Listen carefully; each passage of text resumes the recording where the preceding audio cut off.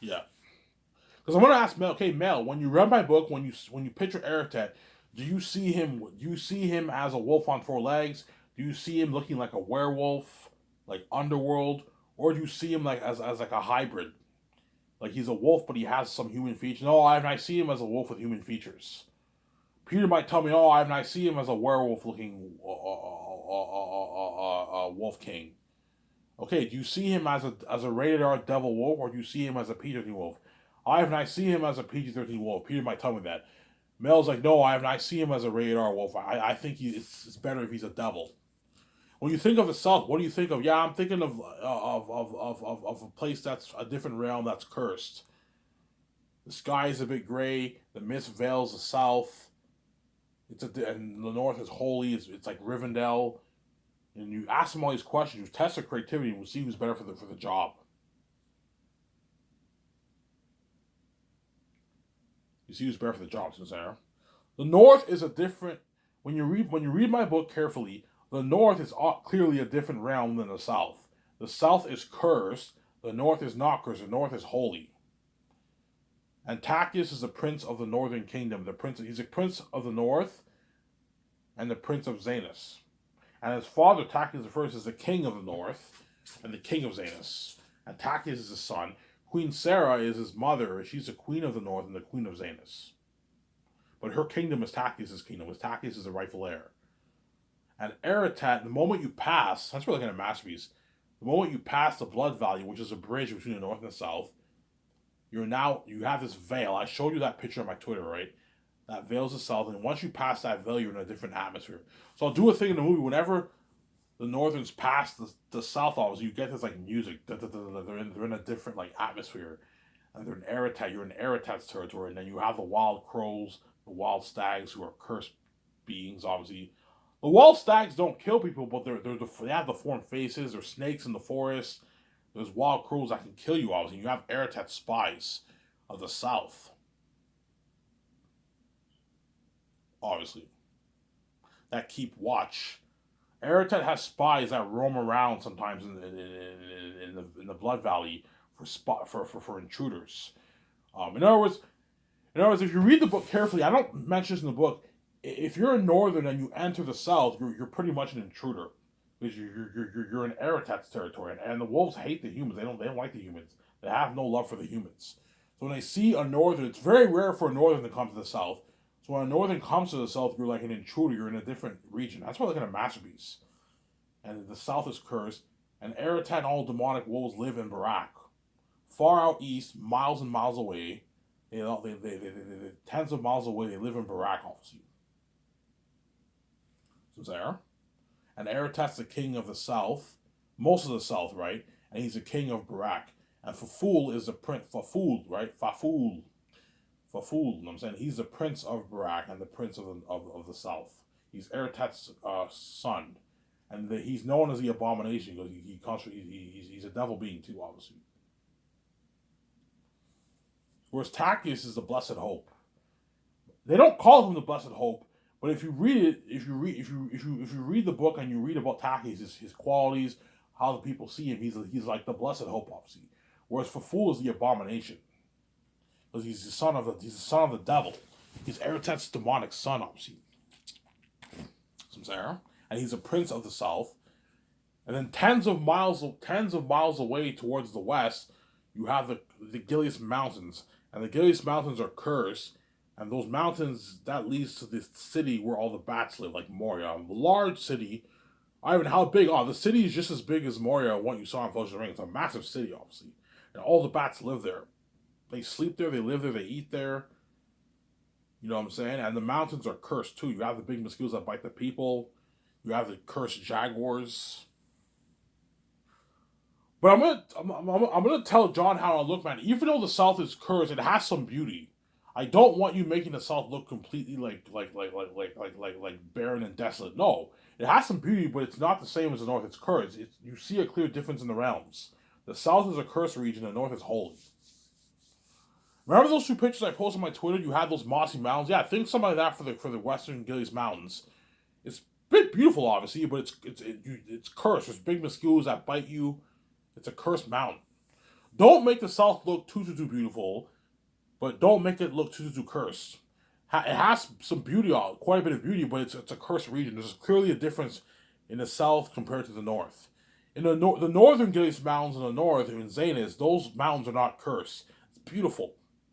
It leads to the city's edge. You have the wild stags that are beautiful there. There's birds there, but they're all beautiful creatures in the north because the north is holy. Where everything associated in the south is cursed. All the demonic beings are cursed in the south. The animals are all cursed, except for the Southerns. The Southerns are not cursed because they're human. So I'm gonna say the Southerns are not cursed because they're humans. But even though they're humans, they live in the cursed South, obviously, and they live in Aratat's territory, who is the king of the South. But even though Aratat's the king of the South, he doesn't rule the humans, the Southerns, right? He doesn't rule the Southerns. He rules the South, obviously, but he doesn't rule. He doesn't rule the Safavids and Assyrians. The Safavids and Assyrians have their own laws, but they all know Aratat's the king of that region. They know he's a devil wolf king in the South. So Sarah.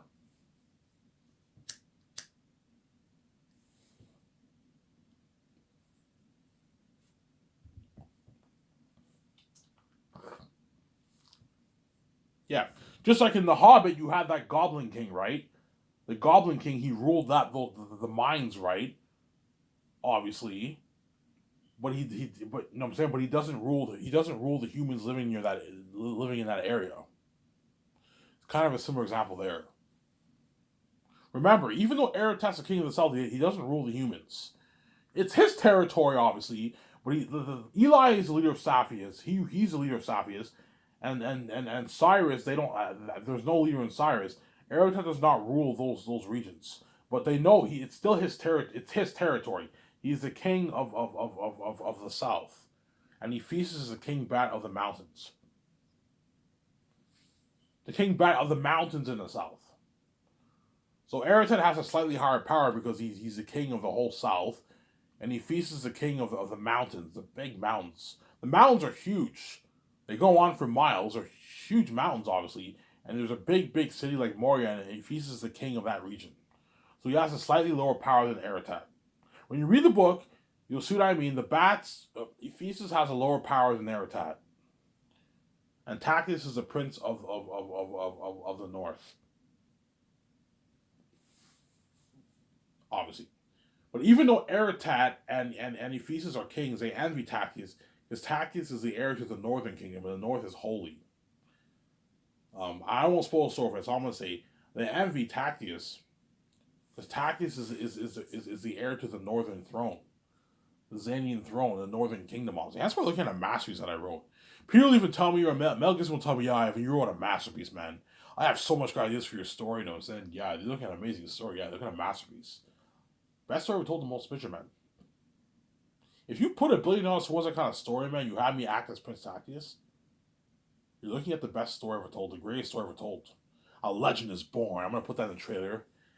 You know what I'm saying? Executive producer, Ivan O'Mara, Victoria Justice, and Mel Gibson, you know what I'm saying? Directed by Mel Gibson, the mastermind behind The Passion of the Christ, Hacksaw Ridge, and Apocalypto. Have any of you guys seen the movie Apocalypto? That was a really amazing movie. Mel Gibson's a talented director, man. He's very talented, obviously. But Peter is also talented too. But Mel Gibson is a more consistent director than Peter. Because the only good movie Peter directed was like Lord of the Rings. District 9 was pretty good. That was pretty good. The Hobbit was okay. It wasn't that great, obviously. And then what? King Kong was okay. Whereas Mel Gibson, you look at his movies, man, like all his movies are really good movies. You have Passion of the Christ. Hacksaw Ridge was a masterpiece. I saw that on theaters when it came out. That was an amazing movie. Braveheart. Apocalypto. Apocalypto was a fucking masterpiece. That's why Mel Gibson's really good for Zanus, man. And I might choose him over Mel. I might choose him over Pete. Don't hate me, Peter. You know what I'm saying? I don't know. I choose Mel, and then Peter's agent gets that news. Peter's all sad. He's pissed off. He's like, "Fuck, man! I wanted to direct this movie so bad. Sorry, Peter. I think Mel's the better man for the job." You know what I'm saying? You know what I'm saying? And my secretaries give Mel's agent a call. Sorry, Mel. Peter is chosen, and Mel's all angry. Fuck, man. I wish I could direct this movie. You know what I'm saying, yeah, they're both gonna really, really compete hard for that job, man. Because they want to be saved and they want to experience that buzz with me and my wife and what they want to be saved. Obviously, they don't want to be left behind.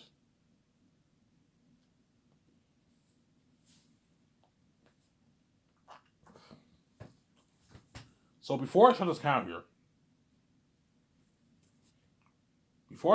off here, the second year,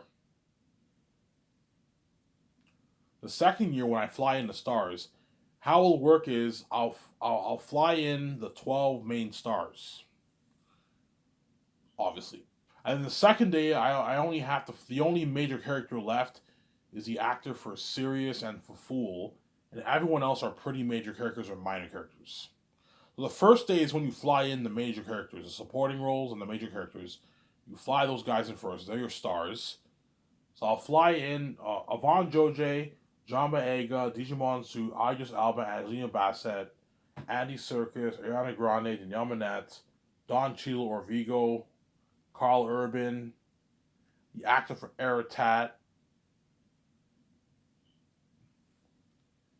and the actor for what?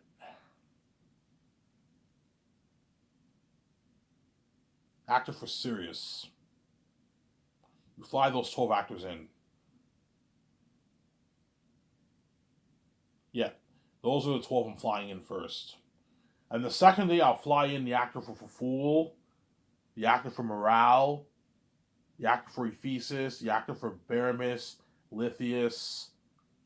Obviously, second day, obviously Elizabeth. Um, those are the pretty major ones are my minor characters. Bass, Mass, the Demon Servants, Darius the Blacksmith. The you know what I'm saying? Those are the actors I'm flying in the second day. And the rest of them, and then you also have the actors for the Crows and the Eagles. And that's it. For the movie, obviously. And I'll sign Yvonne Joje, John Boyega, and Digimon Su first, because they're the three major characters of the story. I'm the lead, and then you have the major characters like Tacitonius, Cassius, and Papyri. You sign those three actors first. Have Mel sign Yvonne Joje first. Don't hate me, Peter. I'm saying I might choose one over you. Have Mel Gibson sign Yvonne Joje first, and then VJ signs um, John Boyega, and I sign Digimon Su. See, look, Mel. If you want to pay Yvonne Joje 3.5, Ivan, don't pay him like Ivan. Don't pay him 4 million. He's not worth that, man. You know what I'm saying? Ivan, pay him 3.5.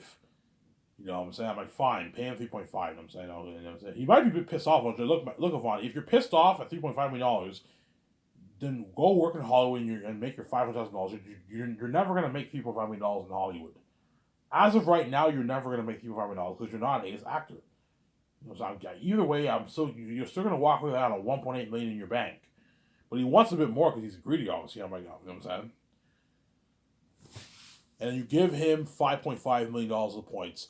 Do not give Yvonne Georgia any more money for the points, man. If his agent wants like $10 million of the points, I'm like, guys, you think I'm fucking stupid? Yvonne Georgia's not even worth my fucking royalties. I'm just nice to give him a piece of royalties because I want him to work harder for me, and Zane's is a special story. And I want my company to be better than Hollywood. And I want him to work hard for me and give him $5.5 million of the points.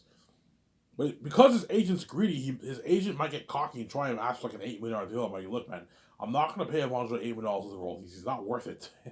I'm not going any higher than 5.5. He's not even worth my royalties. And then VJ can pay John Boyega $8.9 million.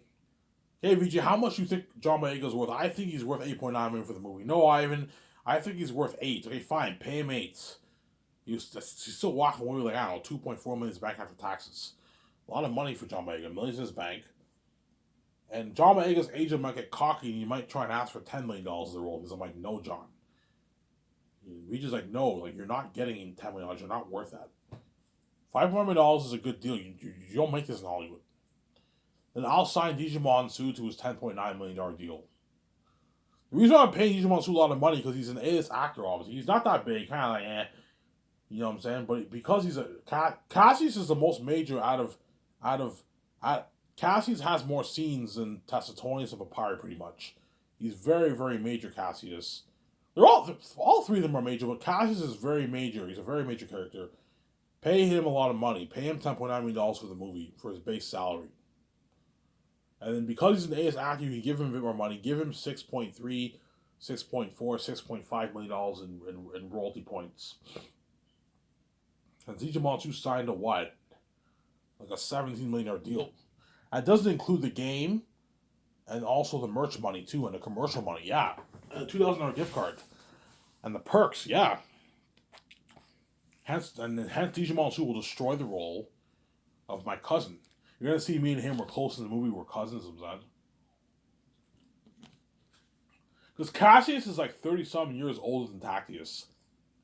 He's like, I don't know, 28, 30. I don't explain in the book, but when you read it carefully, Cassius is like 30 years older than like Tacitonius and Tactius. And Digimon Su will be like 60 years old by the time he's in the movie. Digimon Su is like Cassius is like in his 50s. When you read the book, he's like in his mid to late 50s when you read the book. Obviously, that's why Digimon 2 is really good for the movie, because he his age is what? He's around that age range, right? Yeah. Sign those three guys first. And you sign the rest of the guys. Sign Karl Urban. Pay Karl Urban is 4.5. Okay, Mel, sign Karl Urban.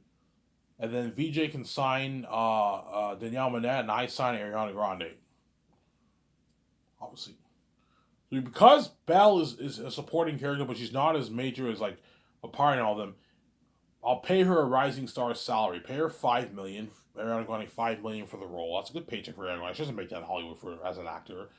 And because she's really, really big, you can give her 20, 21, $22 million of the profits. If her agent gets greedy and he wants like 30, 40, I'm like, no, I'm not paying Ariana Grande that. 21 million is good enough. 22 million is good enough for the royalties. She doesn't make this in Hollywood as an actor. She makes a lot of money for albums, but as an actor, she probably only makes like $1 million. She's not that big of an actor, Ariana Grande. She's a B-list actor. She's not even an A-list actor in Hollywood. She's a A-list celebrity, but as an actor, she's not an A-list actor. You know what I'm saying? You don't see Ariana Grande doing big movies. I'm sorry.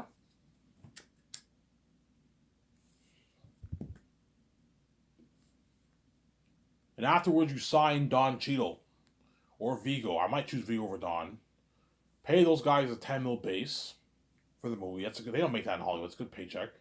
And you give Vigo, I would give him 11 million, and Don, I'll give him like 15 million of the royalties, 15, 16 million dollars of the royalties, because Don's bigger than Vigo, and he has a more successful career than Vigo. Vigo had an okay career after Lord of the Rings. He's an A-list actor, obviously, but he's kind of like, he's worth like $30 million. Pay him like 10, Vigo 10, and give him $11 million of the profits. So sign him to a $21 million deal. It's a good deal. He makes like a few $1 million in Hollywood. It's a good deal. For Lord of the Rings, he only made like $1 million, $1.5 million Vigo. Around there, right? And Don Cheadle, I heard, only made a few million for the Avengers movies. So sign those guys to a good deal, obviously. And you sign the rest of the cast.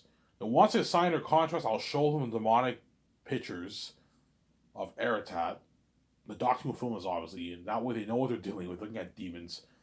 And I take him out to a nice dinner at Boston Pizza. So me, Mel, my wife, Guillermo del Toro, and Guillermo del Toro will at my 17, will take the actors out to a nice dinner at Boston Pizza. You can pick one meal you want here, but I don't want you guys over ordering and wasting my fucking money. These takeouts are it's pocket change. These takeouts are very expensive. It's costing me like $1,500, $1,700 a night. I don't want you guys wasting my fucking money. That's why I'm gonna tell the secretaries, look, man, tell their agents to make sure the actors don't eat that much on the day Ivan flies you in to sign the contracts.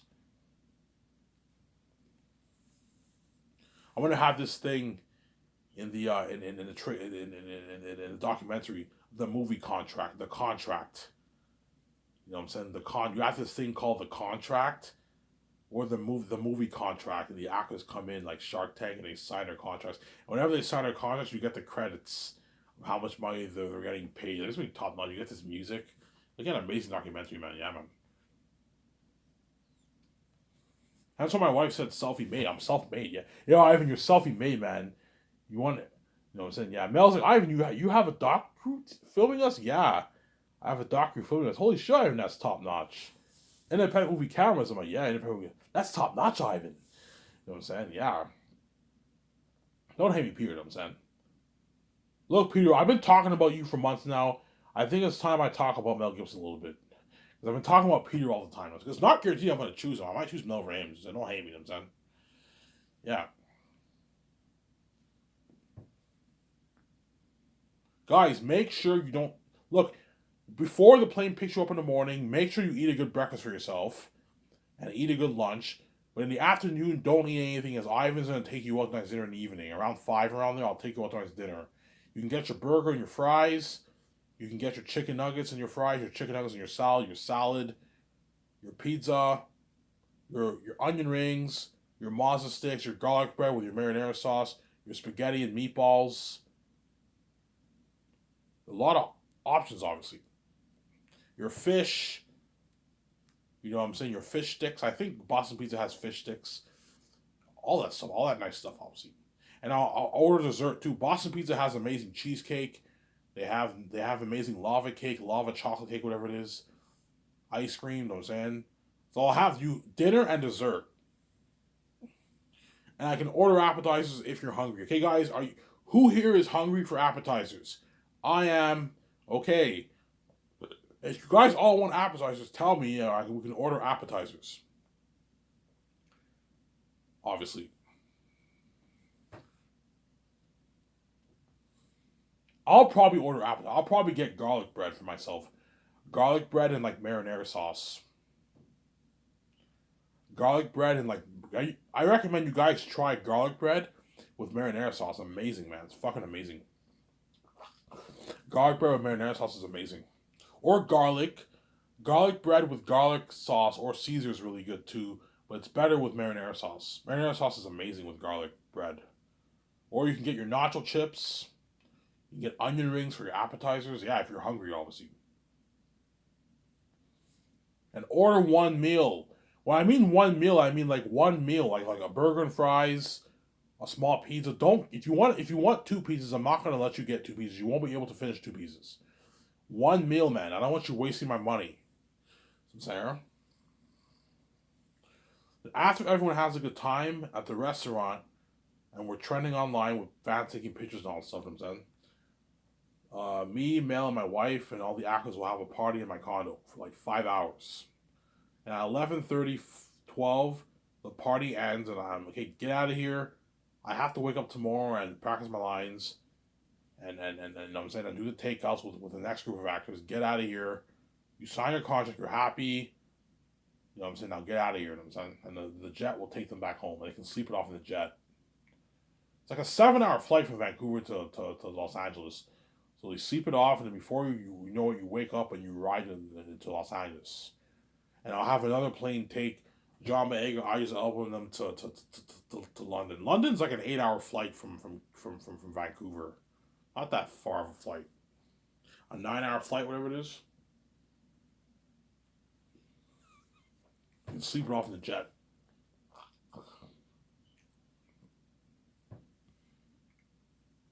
They can sleep it off in the jet, obviously.